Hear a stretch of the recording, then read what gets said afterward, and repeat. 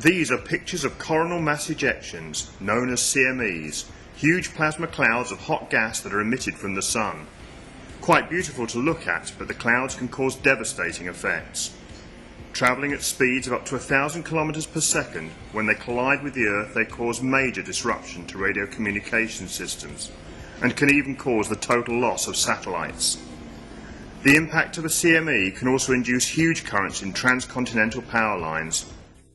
In 1989, one of these big plasma clouds caused so much damage to the trans-Canadian power system that the whole of Quebec was without power for just over 24 hours.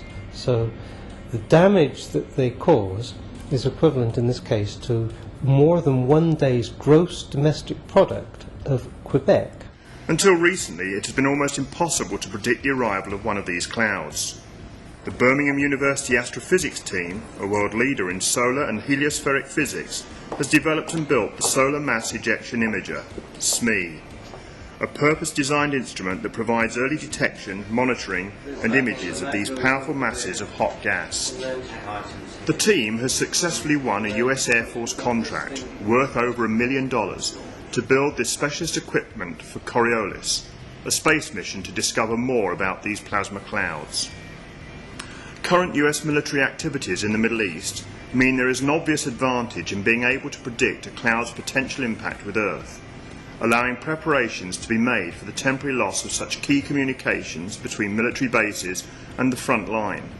Well, the military interest is probably topical at the moment because of the Gulf War. Clearly, the Pentagon needs to communicate with its troops in the Middle East, and if there was a huge plasma cloud about to hit the Earth and disrupt radio communications just as they were about to mount some sort of critical operation, they would probably postpone it for a day or two. SME, operated from a US Air Base in Albuquerque, New Mexico, contains 3 cameras and a computer data handling system, capturing an image of the entire sky every 1.5 hours, producing a global sky map. For the first time, scientists will be able to track the behaviour of these huge plasma clouds as they travel from the Sun to Earth.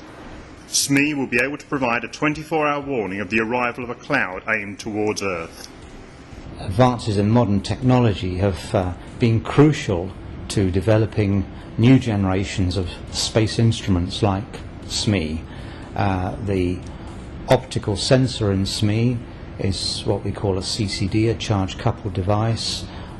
It's similar to the sensor in a digital camera, and these sensors have developed very greatly over the last decade or so.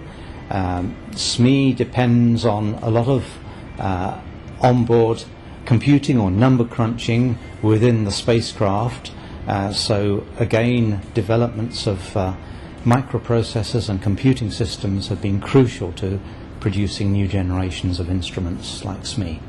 The Space Research Group at the University of Birmingham is actually a world leader.